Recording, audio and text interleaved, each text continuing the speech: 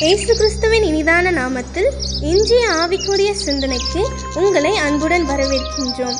இப்போதும் ஒரு பாடலுக்கு பின்பு உங்கள் சிந்தையை தெளிவிக்கும் ஆவிக்குரிய செய்தியை கேட்கலாம்.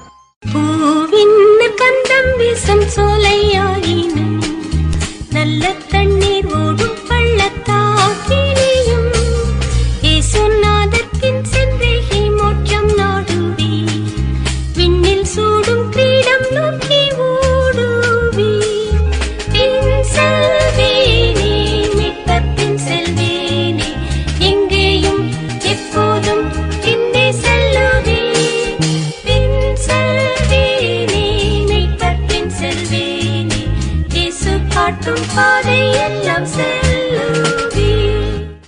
ஆண்டவர் இரட்சகருமாக இயேசுவின் இனிதான நாமத்தினால் உங்களை வாழ்த்துகிறேன். இதில் நம்முடைய ஆவிக்குரிய சிந்தனைக்காக வெளிப்படுத்தல் 2ஆம் அதிகாரம் 10ஆம் வசனத்தை நான் வாசிக்கிறேன். நீ படப்போகிற பாடுகளை குறித்து எவ்வளவும் பயப்படாதே.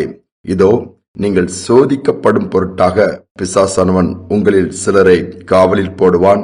10 நாள் உபத்திரப்படுவீர்கள். ஆகிலும் நீ மரண பரியந்தம் உண்மையாயிரு, அப்பொழுது ஜீவ கிரீடத்தை உனக்கு தருவேன். சிமர்னா சபைக்கு சொல்லும் பொழுது அவையாளர் இதை சொல்லுகிறார், நீ மரண பரியந்தம் உண்மையாயிரு, அப்பொழுது ஜீவ கிரீடத்தை தருவேன் என்று சொல்லுகிறார். ஆனால் அந்த ஜீவ கிரீடத்தை பெற்றுக் கொள்வதற்கு முன்பாக பாடுகள் உண்டு, வேதனைகள் உண்டு, பிசாசினால் உண்டாகிற சோதனைகள் உண்டு. அவைகள் எல்லாவற்றையும் சகித்து நீ ஜெயிக்க வேண்டும் என்று ஆண்டவர் எதிர்பார்க்கிறார். அதோடு மட்டுமல்ல, பாடுகளுக்கு அப்பார் ஒரு பெரிய ஆசீர்வாதத்தை கர்த்தர் வைத்திருக்கிறார், ஜீவ கிரீடம்.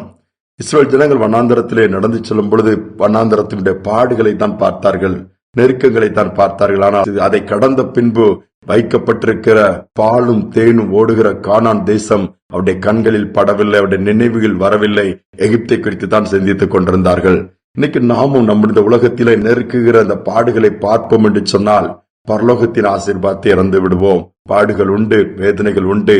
ஆனால் இந்த பாடுகளின் மத்தியிலும் எனக்கு ஒரு வாழ்க்கை உண்டு. இம்மைக்கு பிறகு பரலோக வாழ்க்கை, அது ஆண்டவரோடு வாழ்கிற வாழ்க்கை, ஜீவ கிரீடம் உண்டு என்று அந்த நம்பிக்கையோடு இருப்போம் என்று சொன்னால் இக்காலத்து பாடுகள், நாம் கடந்து போகிற பாடுகள் நம்மை பாதிக்கவும் முடியாது. நாம் அதை எளிதில் ஜெயித்து விடலாம். இன்னும் அதே வெளிப்படுத்தல் 3ஆம் அதிகாரம் 11 வாசிக்கும் பொழுது அங்கு பிலதெல்பியா சபைக்கு தூதனுக்கு ஆவியானவர் சொல்லுகிற காரியம் என்ன தெரியுமா? உனக்கென்று கொடுக்கப்பட்ட கிரீடத்தை நீர் பாதுகாத்துக்கொள், வேறொருவன் எடுத்துக்கொள்ளாதபடி அதை காத்துக்கொள்ள சொல்லுகிறார். ஆண்டவர் நமக்கு மேன்மையான ஆசீர்வாதங்களை வைத்திருக்கிறார். இம்மையிலே படுகிற பாடுகள், பிரயாசங்கள் ஆண்டவருக்காய் உண்மையாக நிற்கிறதை பார்த்து அதை கொடுப்பேன் என்று சொல்லுகிறார். ஆனால் பாடுகளை பார்த்து பின்வாங்கி விடுகிறீர்களோ, சோர்ந்து போய் விட்டீர்களோ, அல்லது என்ன செய்வது, வாழ்க்கை முழுவதும் இப்படி ஆகிவிட்டது என்று புலம்பிக் கொண்டிருக்கிறீர்களோ, தைரியமாக எதை குறித்தும் பயப்படாமல் அதை ஃபேஸ் பண்ணுங்க. கர்த்தர் கூட இருந்து ஒரு நாள் வரும், எல்லாவற்றிலும் நமக்கு பிரதிபலனை கொடுப்பார். ரோம அரசின் ஆளுகையில் இருக்கும் பொழுது 1ஆம் நூற்றாண்டு காலத்திலே ஆண்டவரை ஏற்றுக்கொள்ளுகிறார்கள். அப்பொழுது இயேசுவை குறித்து எங்கும் பிரசங்கம் பண்ண முடியாத ஒரு நெருக்கமான ஒரு காலகட்டம். ரோம அரசு அந்த மாதிரி தண்டனைகளை கொடுத்து வந்திருந்த சூழ்நிலையிலே அப்போ என்ன நடந்தது? இவர்கள் 40 பேரும் உறுதியாக இயேசுவை மறுதளிக்க மாட்டேன்னு சொல்லி நின்று விட்டார்கள்.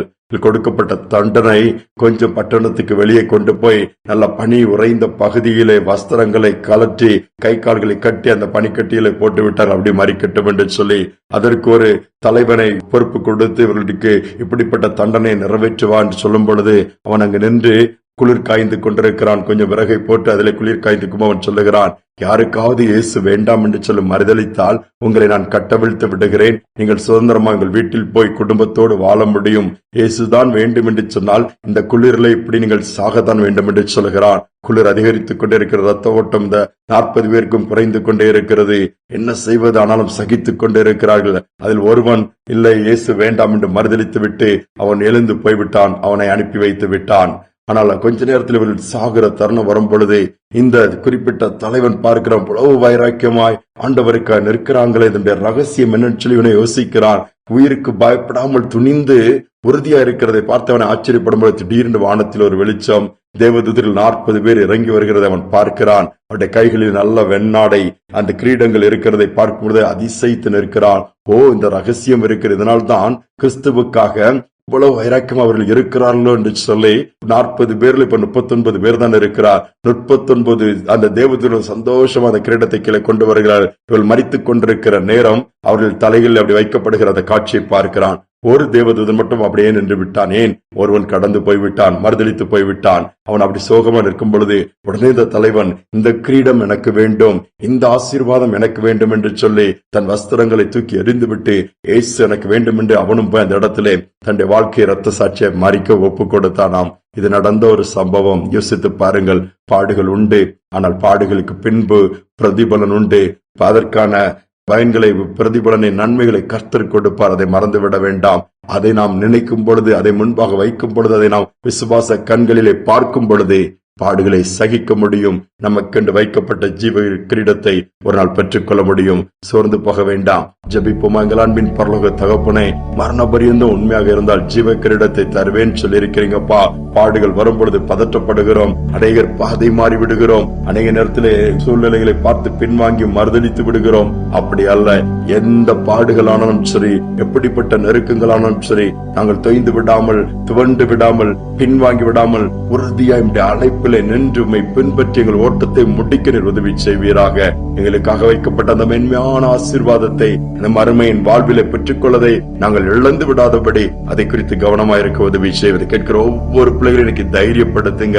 மக்காய் தொடர்ந்து நிற்கட்டும். உண்மையாக இருந்து இன்னைக்கு நன்மை உண்டாகவில்லையே என்று சொல்ல அங்கலாய்க்கிற பிள்ளைகள் இருப்பார்கள் சொன்னால், உண்மையாக இருக்கிற மனுஷன் பரிபூர்ண ஆசீர்வாதங்களை பெறுவான் சொன்னது போல இம்மையிலும் நீர் கூட இருப்பதை காண்பித்து மறுமையில் அந்த மகிமையின் வாழ்க்கைக்கு பாத்திரவான்களை மாற்றுகிறதையும் நீர் காண்பிப்பீராக. துதி கனமயம் எல்லாவற்றும் செலுத்துகிறேன். நாமத்தில் வேண்டிக் கொள்கிற நல்ல பிதாவே, ஆமேன், ஆமேன். இந்த சூழலை குறித்து பயப்பட வேண்டாம். கடைசி வரை மரண பரியந்தம் உண்மையா இருக்க வேண்டும் என ஆண்டவர் விரும்புகிறார். இருப்போம் என்று சொன்னால் நீதியின் கிரீடம், ஏராளமான ஆசீர்வாதங்களை கர்த்தர் வைத்திருக்கிறார். அந்த ஜீவ கிரீடத்தை நமக்கு கொடுப்பார். அதை பெற்றுக்கொள்ள முடியும். இந்த சிந்தனையோடு இந்த நாளை தொடர்வோம். மீண்டுமாய் நாளை தினம் சந்திப்போம்.